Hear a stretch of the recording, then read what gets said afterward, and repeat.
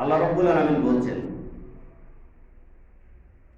যে সূরা বনী ইসরাঈলের ৪৯ নম্বর আয়াতে, যে ওই সমস্ত লোকেরা যারা বলে যে আমরা মৃত্যুবরণ করার পর আমাদের হাড়গুলা মাটির সাথে যখন মিশে যাবে তখন আমরা আবার জিন্দা হব, তাদের মধ্যে সংশয় থাকে, সন্দেহ থাকে, কি করে জিন্দা হব। কিন্তু আল্লাহ রাব্বুল আলামিন কোরআনের মধ্যে সর্বপ্রথম বলে দিয়েছেন সূরা বাকারার মধ্যে যে যালিকাল কিতাবু লা রাইবা ফি, এই কিতাবের মধ্যে কোনো প্রকার সন্দেহ নেই।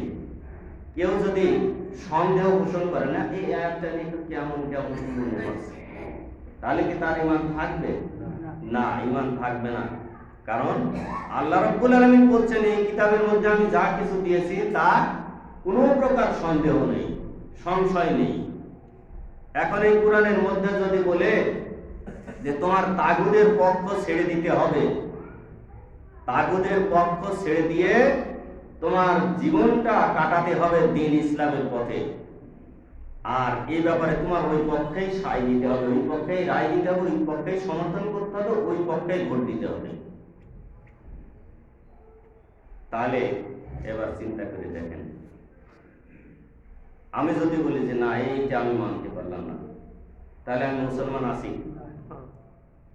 এই সমস্ত লোক যারা, তারাই কিয়ামতের দিনকে তারা এই বিশ্বাস করেন। আল্লাহ রাব্বুল আলামিন কোরআনের মধ্যে বলে দিয়েছেন যে কিয়ামতের যে দিন শুভ প্রতিফল, শাস্তি এবং শান্তির একটা জায়গা, একটা বিচার ফায়সালা হবে, এরা কারা স্বীকার করে তা কি তুমি জানো? তারা কারা? চারটে দোষ যাদের মধ্যে আছে। আল্লাহ রাব্বুল আলামিন বলেননি ওই যে সূরা মাউনের মধ্যে যে চারটে দোষ যাদের মধ্যে আছে তারা কিয়ামতের শুভ প্রতিফল অস্বীকার করে। তার মানে কবরের মধ্যে কি হচ্ছে দেখে আসলো কিটা এই সমস্ত লোকেরা, তাই না?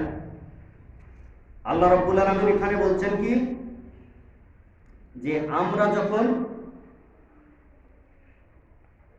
মরে যাব, মাটিতে আমার হাড়গোড় খেয়ে যাবে, তখন কি করে আমাদেরকে আবার নতুন করে জিন্দা হবে, সৃষ্টি হবে, এই কথা ওরা বলে। আল্লাহ বলছেন কি যে না, এই কথা তোমাদের বলার কোনো সুযোগ নেই, কারণ জন্মের সূচনায় তোমরা কিছুই ছিল না, কিছু ছিল না, কি আমরা ছিলাম কিছু? এই জন্যে আল্লাহ রাব্বুল আলামিন কি বলছেন, আমি আপনাদের বেশি সময় নেব না, আপনাদের ইমাম সাহেব আসতে একটু সময় নিচ্ছে, দেরি হবে, আর স্যারও আসেনি, যার কারণে একটু বসছি। তো আল্লাহ রাব্বুল আলামিন বলছেন যে আমি নতুন করে সৃষ্টি করা তোমাদেরকে খুব কঠিন ব্যাপার না, কারণ প্রথমবার আমি তোমাদেরকে সৃষ্টি করেছি। সূরা বাকারার মধ্যে আল্লাহ রাব্বুল আলামিন বলে দিয়েছেন, তাই না?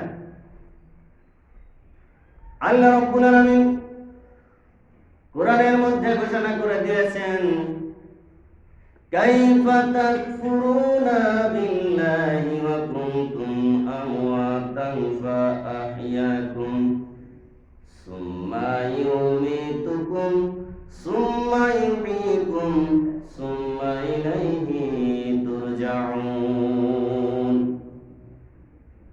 আল্লাহ রাব্বুল আলামিন কোরআনের মধ্যে ঘোষণা করে দিলেন কি করে তোমরা আমাকে অস্বীকার করতে পারো, আমার সৃষ্টিকে কি করে অস্বীকার করতে পারো, আমার আয়াতকে কি করে তোমরা অস্বীকার করতে পারো? তার কারণ কি, তোমরা তো কিছুই ছিলে না, মানুষ হিসাবে তোমরা পরিগণিত ছিলে না, সৃষ্টির সূচনা তোমাদেরকে কি থেকে হয়েছে তোমরা কি তা জানো? তোমরা জীবিত ছিলে না, তোমরা